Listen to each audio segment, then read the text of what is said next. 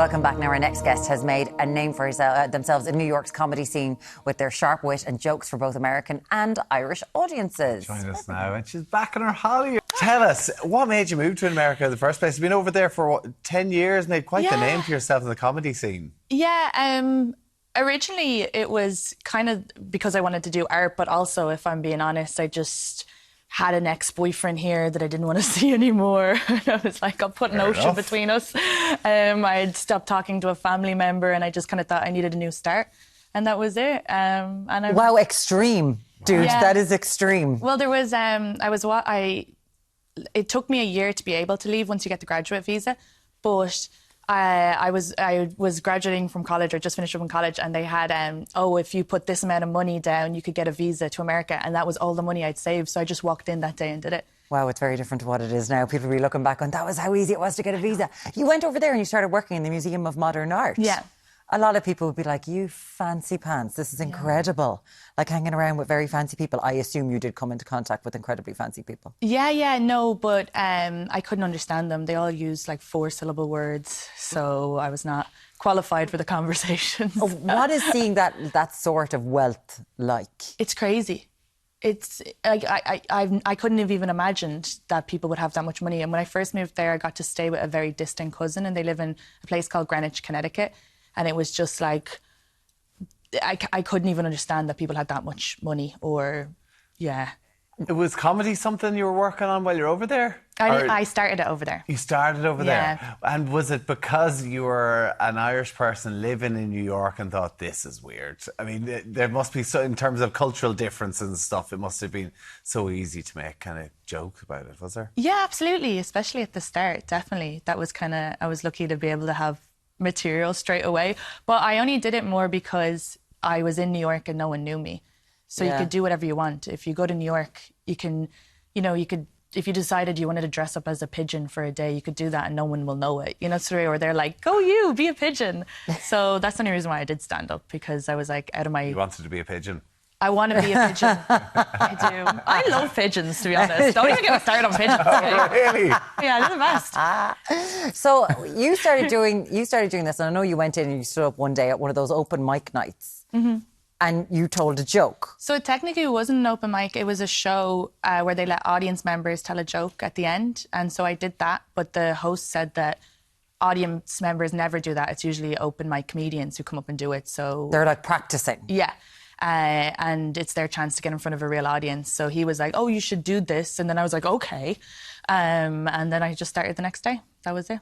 And then did that sort of become, because you at one stage, when I opened up my Instagram and scroll, you started doing crowd work and putting up videos incredibly quickly. You kind of jumped on this trend. We'd look at it. All comedians do it now. Yeah. But you started filming yourself and putting it up quite early on. You kind of knew that. Yeah. No, there's definitely some like clips from like 5 years ago that I'm like, even that clip that you put up, I'm like, that feels like years ago, sort of way. But no, I'm glad I did do it, because it was just because of the pandemic, and we didn't have jobs anymore, and I'd been working 3 jobs, not including stand-up. And then I was like, okay, I need to make money off stand-up. I can't be living like this. I was exhausted by the time the pandemic came. And it was the first time I'd rested. So I just, decided I'd put up clips and try to get fans, because in America, that's kind of the best way to do it, because if you can just build up your own fans, they can't deny you at a comedy club. They can't say, we can't have you because you're selling tickets. So. Yeah, 100%. Right. Yeah. A lot of your stuff as well is around the dating scene, and particularly American and Irish dating scene. What sort of differences have you seen in that? Loads, I've dated some like really insane people that I didn't think would happen. Like a guy who told me that space wasn't real, but like outer space. And I've also noticed for Irish men, they really excel over there, and Irish women find it a little harder because equally Americans love our accent, so it just makes us hotter. I remember when I first moved over there, and people would be kind of compliment me, and I'd be like, oh my God, am I hot in America? But I think just I love the accent. But then because we were brought up slagging, it is flirting. It is, that's roasting. The American women love it because they're like, oh my God, this is the first time, a bit of banter. But then when Irish women do it to American men, they're like, why are you upsetting me? Why are you being so mean? Why are you being so mean? Yeah. And She you're like, came off as mean. Yeah, you're like, oh, I'm flirting. And they're like, or they'll give you a compliment and, you know, your automatic reaction is to be like, oh, no, like, yeah, no, I got this in pennies. And they're like, all right, like, I'm just trying to be nice. And they're Take like, the compliment. no, this is how I respond. That's so what we do. It just feels like you're speaking a different language. These kids didn't get punched in the arm enough in the school, in the yard when they were young. Or the bill. So you know the way, like, if you go on a date here, you'll both equally fight for it. Yeah. And that's kind of You have to. It's so fun. Yeah, and usually maybe the guy ends up paying, at least for the first one. But you'll still fight, or the girl would run up and get the drinks after something. But they don't do that as much, especially in New York. So I remember, like, being on a date and be like, oh, I'll pay. And the guy was like, okay. And I was like, I raced you. Where is our back and forth? Yeah, like, Where is the crack here? You say, I'll pay. We do a whole dance. And then you pay. Yeah. Oh my God, you just have to accept a cup of tea when you go into a house. I don't like that. That's not good. Now, come here. You are home. You're doing a tour. You're going to be touring Limerick, Galway, Bray, Cork, July 10th to 18th. You'll see family as well during all of this. But let's talk about your new show. It is Roe versus Wade versus Katie. Yes. And you are delving into your life and into a subject, especially in Trump's America, that might be quite controversial. It's controversial in loads of places. Yeah. It's an abortion. Yes. So it was inspired by my own abortion. Tea. No, because when I left Ireland, we didn't have abortion rights here. And I remember being in America while Repeal the 8 was happening. And it was like so amazing. But I had gone to a city that was the more progressive city. And now while I'm living there, these rights are being taken away. And you're hearing stories of friends who live in different states and like the fear. And then it's something I've always advocated for. And I've talked about crazy stuff online. But when I talked about St. Bridget and I use her to advocate for abortion, I've always have, because she gave the first documented abortion in Ireland, which then the Catholics call a miracle, which I love the Christianization of that. And that's like, so in the show, I talk about how we can just say, instead of I went for an abortion, I went for a miracle. But I never knew I would have to actually go through it myself, especially at 34 in Trump's America. Like, it's so crazy. Well, what was the experience like in Trump's America? Because this was around the whole time. Yeah, this was February. Just February, gone. Yeah, but I think my gynecologist was so nice. She was just like, you're so lucky you're in this state.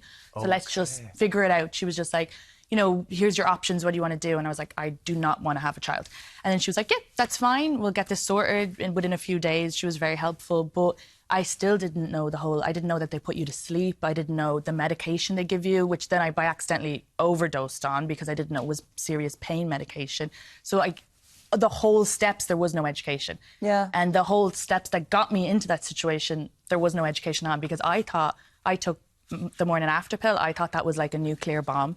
Yeah. I thought like if they did a movie about it, like the guy who created it, they'd have Cillian Murphy. It's Oppenheimer, totally doing what it needs to do. And within 8 hours, and it didn't take, because I didn't know that even if you were ovulating, and then someone was like, you didn't know about ovulation? And I was like, I can't even spell it. But these are things, we've talked about it so much, how we don't know what's going on in our bodies so much, and you're expected. And when there's this next step when abortion is involved, you've decided to turn this into a comedy show. Yes, yeah. How are people, because people are going to have their judgments. You've got your fans, and you've been doing this. People know this is happening. Yeah. How is it going?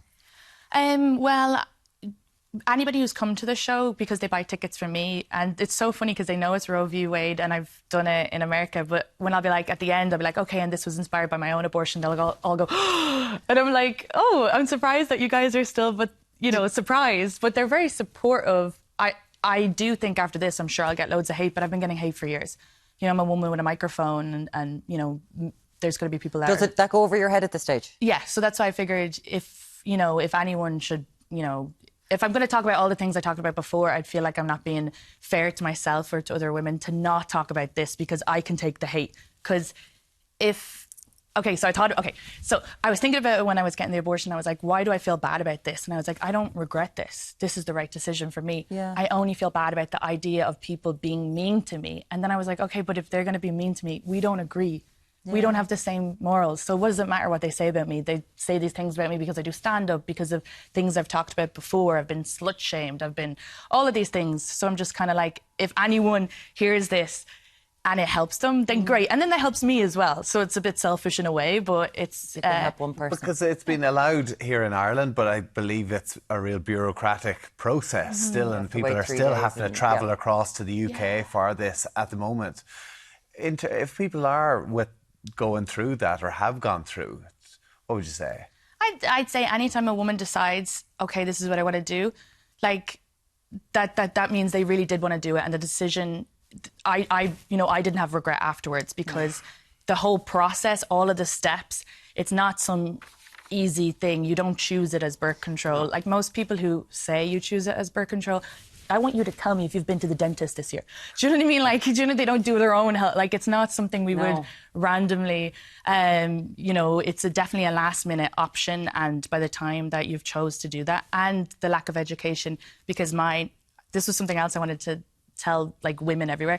So the cells can grow at its own speed. So when people are like, oh, you've got 12 weeks, you might actually only have 10 weeks.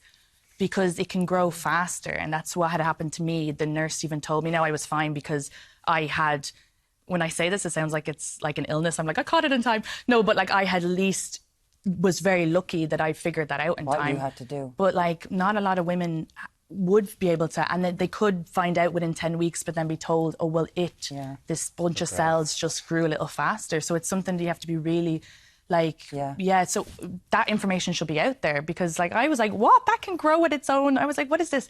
I was like blaming my boyfriend because he's a marathon runner, and I was like, this thing was like, this is my 16th marathon, you know. He's ready to go. It was running way faster. It's like it's your choice. That's what the whole point is. And again, being able to use your comedy to make things about your life funny, and all comedy is political. It's amazing what you do. I really enjoy what you put up. Hopefully you'll get back in to America when you go there. We're hoping that's going to happen. You can find out more. Buy tickets for the show. And I'll be back in November. That's when the final show. So the work in progress is True Ireland and Edinburgh Fringe. And then November Ambassador 8th is the big show. The big final show. So you can see the kind of figuring it out, and then the final show. Good on you. Be ready. Katie Boyle, comic.com is where you can get tickets. It's lovely to see you, Katie. Thanks so much for coming in. Have a great time at home. Thanks.